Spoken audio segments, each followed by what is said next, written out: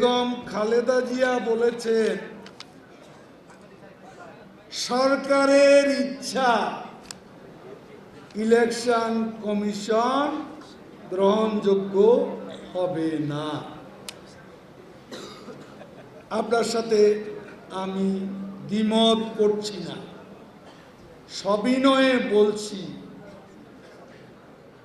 আপনি যে ইসি করেছিলেন আজিজ মার্কা ইসি, সেই আজিজ মার্কা ইসি এম এ আজিজ সাহেব তিনি কি বিএনপি দলের লোক ছিলেন না?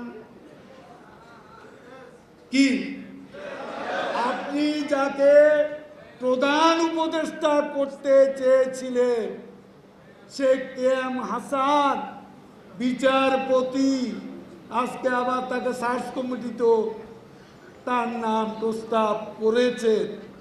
সেই হাসান সাহেব কি বিএনপির আন্তর্জাতিক বিষয়ক সম্পাদক ছিলেন না?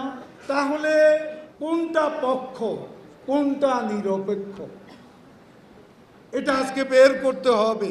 সরকারের ইচ্ছায় কোনো ইসি গ্রহণযোগ্য নয়। সরকারের কোনো ইচ্ছা নেই, শেখ হাসিনার কোনো ইচ্ছে নেই। শেখ হাসিনার যেটা ইচ্ছে সেই ইচ্ছের মধ্যে যারা প্রস্তাবাবলী থাকে সেখানে দলীয় লোকের নাম থাকে না। আর রাষ্ট্রপতি হচ্ছেন রাষ্ট্রের অভিভাবক, তিনি যেই নাম দেবেন সেই নাম বিএনপির মতো আওয়ামী লীগের কোনো কমিটি বা প্রকাশ্যে আওয়ামী লীগের কোনো সমর্থকের নাম থাকবে না, এটা আমি নিশ্চিত করে বলতে পারি। বিএনপি যা করেছে আওয়ামী লীগ তা করবে না। ভাগ মানি তাল গাছটা আমার, সালিশ মানি তাল গাছটা তাদেরকেই দিতে হবে, সেটাই হলো নিরপেক্ষ। বিএনপির লোককে বানান তাহলে নিরপেক্ষ।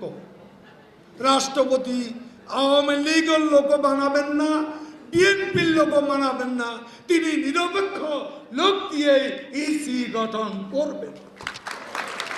এটাই আমরা রাষ্ট্রপতির কাছে, মহামান্য রাষ্ট্রপতি অভিভাবক হিসাবে তার কাছে আমরা এটাই প্রত্যাশা করি।